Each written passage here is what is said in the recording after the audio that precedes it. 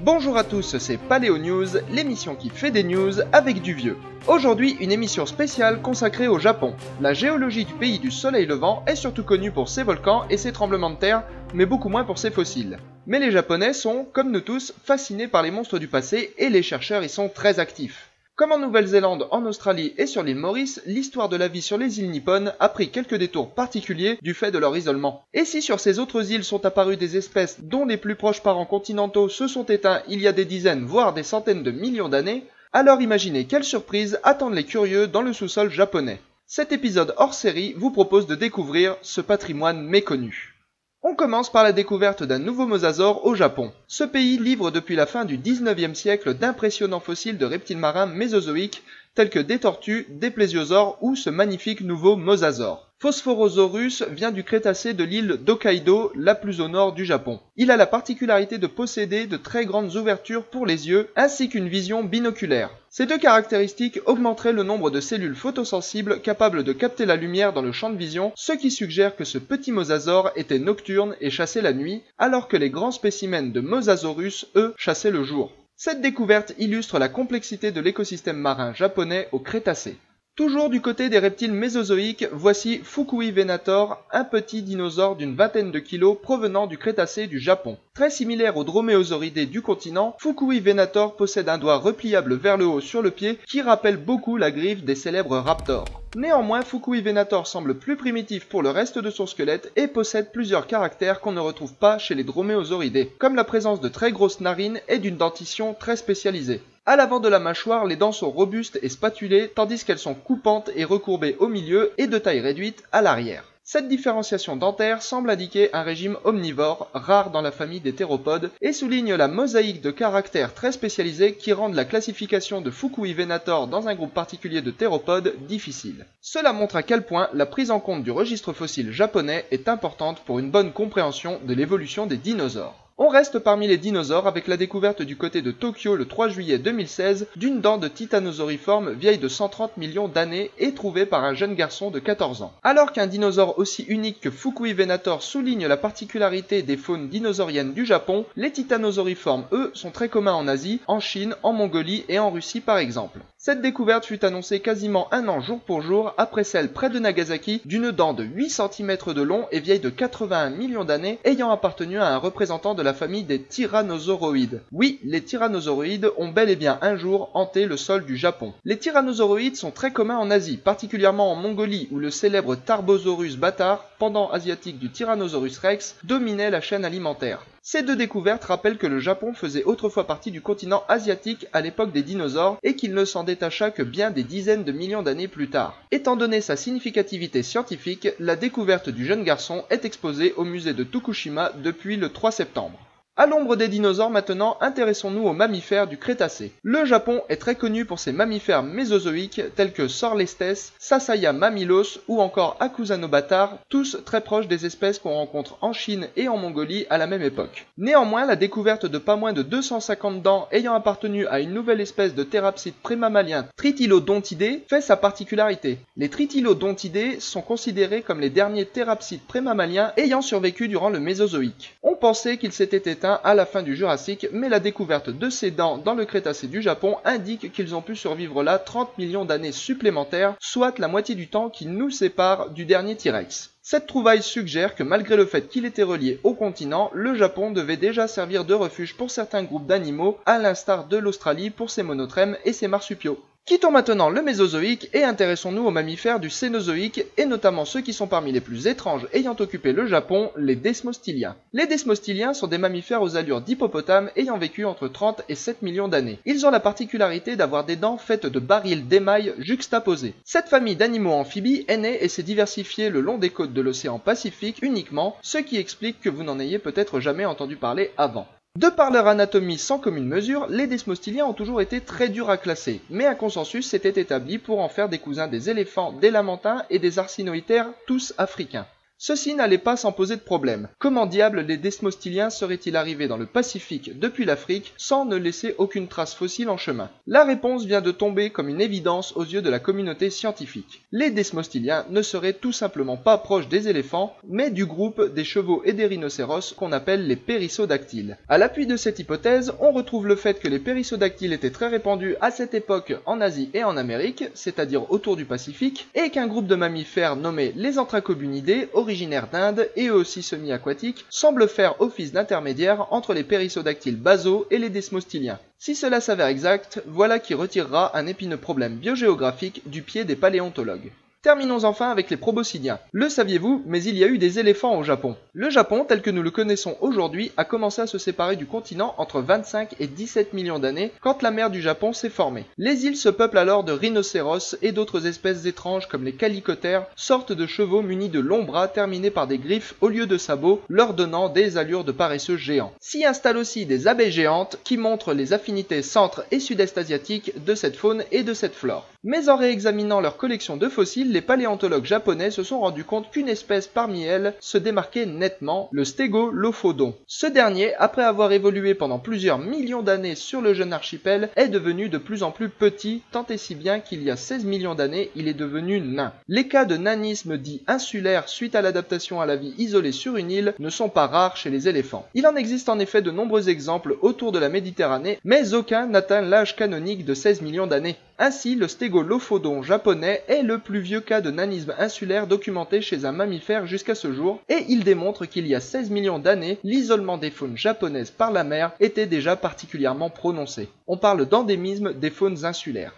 La curiosité de l'émission, c'est Provampirototis giganteus, un représentant XXL de la famille des céphalopodes vampiromorphes découvert en 1998 au Japon. Les vampiromorphes forment une étrange et ancienne famille de mollusques céphalopodes dont le curieux calamar vampire est aujourd'hui le dernier représentant. Ses ventouses en forme de pointe, sa couleur rouge vif et le fait qu'il soit bioluminescent ont valu à ce calamar le nom terrifiant de Vampirototis infernalis, rien que cela. Néanmoins, ne vous inquiétez pas pour vos baignades, car malgré son nom terrifiant, Vampirototis ne se nourrit que de plancton. La véritable curiosité n'est pas tant de découvrir des vampiromorphes fossiles dans les couches datées du Crétacé, mais de les avoir découverts dans le thorax d'un autre animal, entre les côtes d'un plésiosaure découvert au Japon. Le calamar vampire semble avoir fait l'objet du dernier repas du reptile marin. Ne restait des pauvres céphalopodes que leur bec, la seule partie suffisamment dure pour être préservée dans la roche. Le nom giganteus de ce Vampirototis vient des dimensions de ce bec inhabituellement grand par rapport à l'espèce de calamar vampire actuel. Le registre fossile nippon est néanmoins coutumier de la découverte de kraken fossiles, puisqu'on y découvre aussi Yetzototis giganteus, Abrototis poséidon, ou bien encore Nanemototis ikidae, des paléocéphalopodes géants aux mensurations comparables à celles d'Architotis, le calamar géant actuel.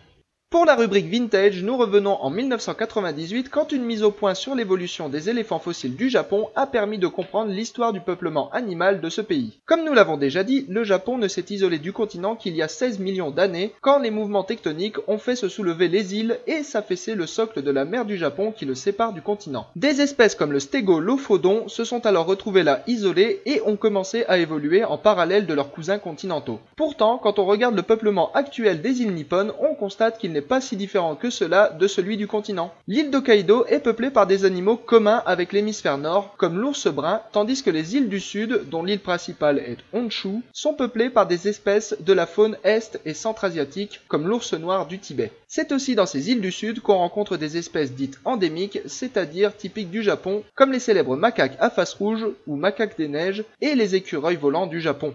Ces espèces endémiques n'existent pas sur Hokkaido. Cela a donc amené les biologistes à penser que le détroit de Tsugaru, qui sépare les deux îles, a agi comme une barrière entre le nord et le sud. Les îles du sud auraient vu leur faune immigrer depuis la Corée il y a très longtemps, tandis que Hokkaido aurait vu sa faune immigrer depuis la Sibérie via l'île de Sakhalin plus récemment, peut-être durant le dernier âge glaciaire. Scénario intéressant, oui, mais où étaient les preuves et quelles étaient les dates exactes? Les réponses à ces questions ont été superbement fournies par le registre fossile des proboscidiens nippons. Les paléontologues, conjointement avec les biologistes, ont en effet démontré dans une série d'articles parus entre 1998 et 2000 que plusieurs vagues d'immigration ont eu lieu entre le Japon et le continent durant les 10 derniers millions d'années. Les vagues de migration les plus anciennes ont vu débarquer sur les îles nippones plusieurs espèces d'éléphants venus de Chine tels que Stégodon et Paléoloxodon, soit pas moins de 7 espèces en tout. C'est l'immigration ancienne des ancêtres des espèces endémiques qui peuplent aujourd'hui Honshu. La plupart d'entre elles sont arrivées il y a entre 5 et 1,5 million d'années. Puis il y a 100 000 ans, l'ère glaciaire change complètement la donne. Les glaces et la baisse du niveau de la mer forment un passage continu entre la Sibérie, Sakhaline et Hokkaido. C'est le débarquement de la faune typique de la steppe à mammouth sibérienne. Et rien ne peut sembler aujourd'hui moins japonais que cette liste d'animaux. Jugez par vous-même, des mammouths laineux, mais aussi des bisons, des chevaux, des cerfs et bien sûr les ours bruns. On ne retrouve ces éléments de faune qu'à Hokkaido, mais pas au sud. Honshu s'est donc retrouvé complètement isolé par deux détroits, celui de la Corée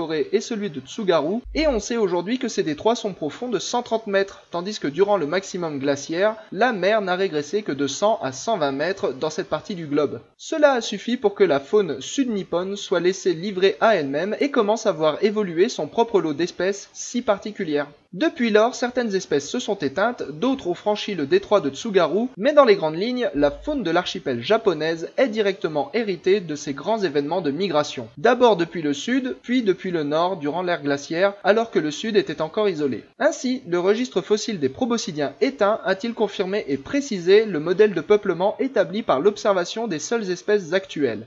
Le coup de cœur de cette émission, c'est la classification du gisement de Fukui en géoparc par l'UNESCO en 2009. Découvert en 1989, le site de Fukui a, durant ses 20 dernières années d'exploitation, livré les restes d'une dizaine d'espèces de dinosaures, des os, mais aussi des œufs et des empreintes, ainsi que d'innombrables tortues, crocodiles, mammifères et autres vertébrés terrestres du Crétacé. Cette faune, qui partage beaucoup de similitudes avec celle de Mongolie, montre que le Japon était rattaché au continent à l'époque du règne des dinosaures. On retrouve au Japon les grands carnivores tyrannosauroïdes, comme sur le continent, ainsi que l'allosauroïde Fukuiraptor, mais aussi les étranges Therizinosauridae. On déterre aussi des herbivores géants sauropodes, tels que Fukui titan et Tamba titanis, ainsi que des nodosaures caparaçonnés, des ornithopodes à bec de canard comme Fukuisaurus et Koshuisaurus, et le cérapode Albalophosaurus, un proche parent des cératopsiens. Les œufs de dinosaures indiquent qu'à cette liste devaient s'ajouter des Troodontidés et des Oviraptoridés, tandis que les centaines d'empreintes de pas recensées attestent de la présence de nombreux ptérosaures.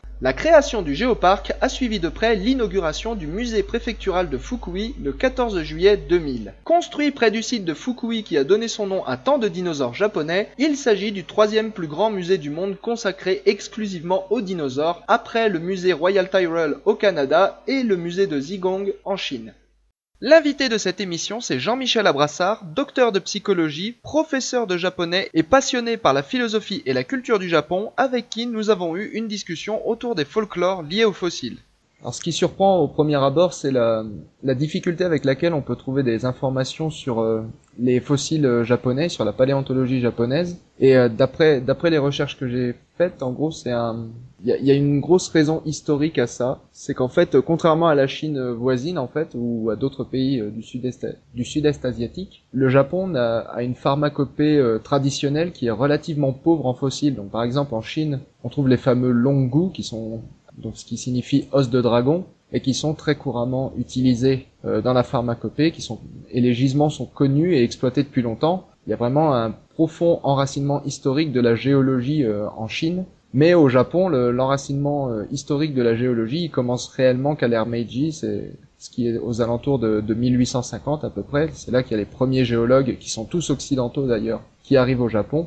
Petite anecdote là-dessus, c'est que l'une des premières cartes géologiques du Japon est en français, parce que c'est un Français ils ont cartographié Hokkaido, et donc l'une des premières cartes géologiques du Japon, c'est Hokkaido, et elle est légendée en français.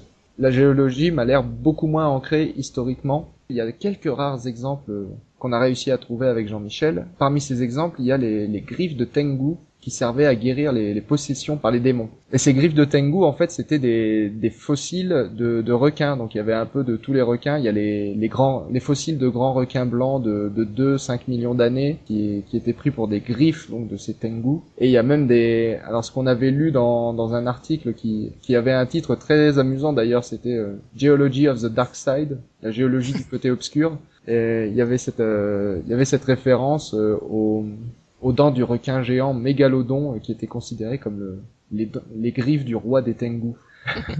Tu peux nous parler des Tengu et de... Ouais. On peut prendre une dent de requin pour une griffe de Tengu. Pour l'aspect juste historique que tu mentionnais avec la fait que la géologie, etc., arrive à l'ère Meiji au Japon, il faut pas oublier qu'avant l'ère Meiji, d'un point de vue historique, le Japon est fermé à l'Occident. Hein. Donc les seuls occidentaux qui sont autorisés à aller au Japon sont les Hollandais qui ont un petit port d'attache à Nagasaki qui est très très loin de la capitale. Et donc évidemment, comme le Japon n'a pas de contact avec l'Occident, ça a un impact sur sa capacité à accéder aux savoirs qui sont développés de par chez nous, forcément. Bon, il y a eu ce qu'on appelle les études hollandaises, donc c'est-à-dire qu'évidemment, comme les Hollandais étaient à Nagasaki, ils amenaient des livres avec eux, et puis les intellectuels traduisaient du hollandais vers le japonais, et puis comme ils pouvaient, quoi. Et alors, donc, il y avait quand même un certain accès, mais c'était quand même un tout petit canal d'information. Et donc, forcément, quand le Japon est ouvert par le colonel Perry vers 1850, comme tu l'as bien précisé, donc à ce moment-là, bon, il y a eu un processus, et puis l'ère Meiji est arrivée vers 1860, donc il y a une réforme du gouvernement, etc. Et le Japon commence à se moderniser très très fort. Et qu'est-ce qu'ils font pour se moderniser très très fort? C'est pour apprendre les sciences occidentales et la philosophie.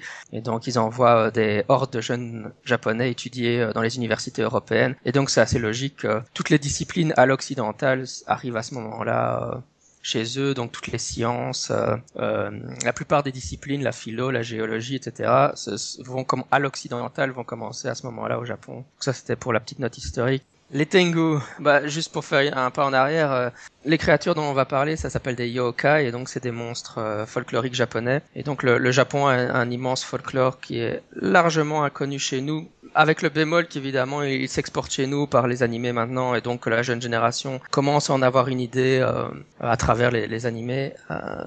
Évidemment c'est une source un peu indirecte, hein, les animés, c'est pas non plus un cours de folklore japonais, mais enfin il y a des choses qui apparaissent dans les animés. Et donc ce folklore est extrêmement riche, et énormément de créatures. Et donc le Tengu est l'une de ces créatures, et ça c'est une créature du folklore Shinto. Donc le shintoïsme c'est la religion native du Japon. Et donc on peut le voir comme un yokai, donc une créature féerique, ou un kami, donc un dieu de la religion Shinto. Et c'est des créatures qui originellement étaient un peu aviaires. C'était des oiseaux un peu humanoïdes, mais donc elles avaient un bec. Et puis avec le temps, ça a évolué, et maintenant la représentation classique à l'heure actuelle du Tengu, c'est un humanoïde mais avec un très très long nez. Et donc, si les les auditeurs sont intéressés, on voit des Tengu dans, par exemple, le dernier film, le film Les 47 Ronin, la version avec Keanu Reeves. Il y a des Tengu qui apparaissent, donc un petit look un peu mi-homme, mi-oiseau. Voilà. Mais enfin, encore une fois, l'apparence actuelle du monstre, c'est quelqu'un avec un très très long nez. Certains y voient un peu une forme phallique, justement. Alors après, comment ça se fait que des dents de requin ont été intitulées? À l'heure actuelle, en tout cas, c'est pas immédiat, en tout cas pour moi c'est pas flagrant pourquoi des dents proéminentes seraient des dents de Tengu, mais je suppose qu'à l'époque ça avait du sens, quoi. Ah, des griffes du coup. Oui, des griffes d'oiseaux, ouais. Puisque tu les décris comme des oiseaux, ouais, ça peut être les cerfs en fait. Exactement, ouais, j'y avais pas du tout pensé, mais tu dois tout à fait avoir raison de ce côté-là. J'avais vu que les images, justement, tu parlais des formes humanoïdes, j'ai jamais vu la forme oiseau des Tengu, donc c'est pour ça que ça m'avait pas sauté à l'esprit, mais effectivement, si au départ ils étaient représentés comme des oiseaux, effectivement, ça peut être les cerfs. Mystère résolu en live. Voilà, et alors dans les autres créatures dont on a parlé, il y avait le kappa. Tout cela, c'est vraiment des grands classiques dans les yokai. Le kappa, c'est un être humanoïde homme-poisson qui a comme différentes caractéristiques. Donc, il vit dans les rivières. Et alors, il a une sorte d'assiette sur le sommet du crâne qui est remplie d'eau. Et on dit généralement que si on en rencontre un, ils sont assez agressifs. Il faut leur faire la courbette. Et alors, la courbette japonaise, le salut japonais. Et puis, s'ils font la courbette ils feront la courbette en retour parce qu'ils sont très polis. Et alors, l'eau qui est dans leur assiette, sur leur tête, va s'écouler. Et à ce moment-là, ils perdront leur pouvoir, leur force. Donc ça, c'est encore une version très surnaturelle. originellement, le kappa était présenté comme extrêmement dangereux, donc on l'associe un peu au kelpie, aux autres créatures des eaux que les parents ou que la famille utilise pour dire aux enfants n'approchez pas de la rivière, il y a des kappas dans la rivière. C'est une mise en garde par rapport aux étendues d'eau. Maintenant, le kappa avec au XXe siècle dans les animés, c'est vraiment devenu très mignon, un peu comme le monstre du Loch Ness. Si on va au Loch Ness, on a droit à des peluches super mignonnes. Mais maintenant le kappa c'est souvent présenté dans les dessins animés comme une petite créature humanoïde, mais pas du tout agressive, c'est représenté de manière très mignonne. Encore une fois, dans les représentations de l'Eredo, on a des dessins assez fun de personnes en train de faire leurs besoins dans une rivière, et alors le kappa les attaque par l'arrière-train pour essayer d'extraire leurs organes par l'arrière-train. Alors c'est toujours marrant quand on voit ces représentations là classiques entre guillemets, puis qu'on voit les versions mignonnes à l'heure actuelle qu'on présente aux enfants. Si on en parle, c'est parce qu'il y a des momies de kappa qu'on peut trouver. Quand j'étais encore une fois au Japon, j'avais eu l'occasion de visiter une exposition sur les cryptides japonais à l'époque, donc un peu toutes les créatures qu'on est en train de parler. L'exposition était dans un musée d'histoire japonais et tout était présenté de manière totalement factuelle et exacte. Toutes les créatures étaient présentées comme existantes, c'était assez incroyable. C'est comme s'il y avait une exposition où on disait que le Loch Ness est réel, le Bigfoot est réel, enfin il y avait absolument aucune distance critique par rapport à rien. Et donc il parlait de ces créatures et il y avait présenté comme un peu le clou de l'attraction une momie de kappa, et il y avait aussi une momie de sirène, on en parlera encore après. C'était ces deux momies. Et c'était assez marrant au niveau, parce que justement je me pose beaucoup de questions au niveau de la croyance des gens par rapport à ces entités, ces cryptides. Et c'est vrai que c'était incroyable quand je me tenais devant la momie de kappa et j'entendais les visiteurs qui passaient et qui disaient mais les visiteurs japonais évidemment qui disaient ce qu'on me racontait dans mon enfance c'était vrai, alors il y a vraiment des kappas. Donc beaucoup étaient surpris et un peu choqués, mais du coup la présence de la momie était une sorte de confirmation empirique pour les tout venants qui venaient dans le musée que les kappas avaient une existence physique. Et encore une fois, ce genre de choses pourrait leur être confirmé dans les documentaires qui passent à la TV japonaise du type, c'est un peu comme les documentaires qui passent chez nous sur les extraterrestres ont construit les pyramides, mais il y en a régulièrement qui montrent des gens à la recherche de kappa dans la campagne et des choses comme ça, quoi. C'est des mythes qui sont du folklore qui est tellement ancré dans la culture japonaise qu'il va, comme tu dis, avoir souvent un soupçon de doute, peut-être que ça existe pour de vrai finalement, quoi. En fait, ces momies sont en fait des momies qui sont conservées dans des sanctuaires shintoïstes ou des temples bouddhistes. Donc normalement, ils sont inaccessibles à la vue. À l'arrière du temple, on peut pas y accéder. Et dans cet arrière de temple, il y a des objets magiques qui est interdit au grand public, où il y a des objets qu'on ne peut pas contempler la plupart du temps, sauf quand il y a un festival ou des choses comme ça. C'est assez similaire à chez nous le sang de Saint-Janvier ou le prépuce de Jésus ou toutes les choses qu'on trouve dans les églises, quoi.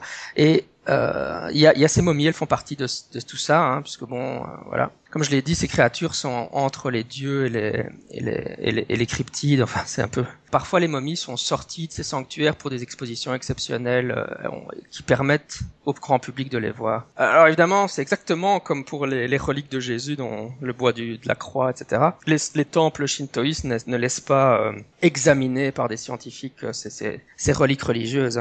Les scientifiques n'y ont pas accès pour faire des tests ou les examiner de plus près. Mais le consensus général, c'est que il s'agit en fait, surtout par exemple pour les sirènes de momies qui sont créées en mettant une tête de singe japonais avec un corps de poisson. Donc à l'ère Edo, il y avait des sortes de carnavals qui exposaient des bizarretés, et on exposait ce type de momies à la population. Il semblerait qu'il y ait tout un commerce qui s'est développé, c'est-à-dire qu'il y a certains villages de pêcheurs qui sont devenus des spécialistes de la fabrication de momies de sirènes et de momies de kappa qu'ils vendaient à ces carnavals. Le fait que l'animal est momifié lui donne une apparence absolument bizarre et étrange. Ah bah il y a rien de plus effrayant qu'une momie de singe. Ça a un aspect humanoïde à moitié mort. C'est dur de garder les yeux dessus. Donc effectivement, je peux comprendre que ça impressionne. Ça fait penser aux histoires de confusion du chupacabra avec des animaux qui ont perdu leur poil, etc. Donc c'est juste des animaux qui sont dans un contexte inhabituel. Et là, en plus, il y a eu un travail artisanal qui a été réalisé dessus pour associer des parties d'animaux différentes. Du coup, voilà, c'est clair qu'à l'ère Edo, c'est clair que ça devait faire sensation et les gens y croyaient certainement pour de vrai. Et là encore, dans le musée où j'étais, l'exposition où j'étais, le japonais lambda qui voyait ça était quand même un peu en état de choc quand il découvrait ça. Ça lui paraissait pas extrêmement crédible, mais en tout cas, c'était impressionnant, quoi. Suffisamment impressionnant pour mettre le doute dans son esprit que le Kappa n'est pas un animal totalement imaginaire. Pour en savoir plus, vous pouvez retrouver Jean-Michel sur son balado Scepticisme scientifique. C'était Paléo News, merci de l'avoir suivi. Toutes les infos et les liens vers les actus sont dans la description. Abonnez-vous pour ne rien manquer d'anciens. À très bientôt.